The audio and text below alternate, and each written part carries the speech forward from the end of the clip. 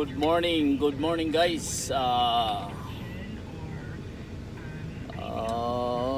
Alberta Standard Time. So 10:19 ng umaga. Alas 19 ng umaga, guys. So temperature minus 20. Medyo malamig-lamig talaga, guys. Kaya ayan gumamit ako ng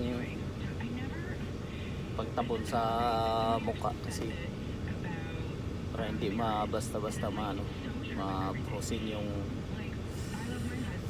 mukha natin. So ngayon nag-aantay tayo ng mag-unload. Actually doon ako galing sa loob.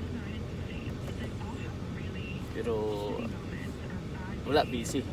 May ginagawa pa yung siguro tatapusin muna nila yung ginagawa nila doon bago tayo ma-unload. Pero meron din tayong pangarga dito.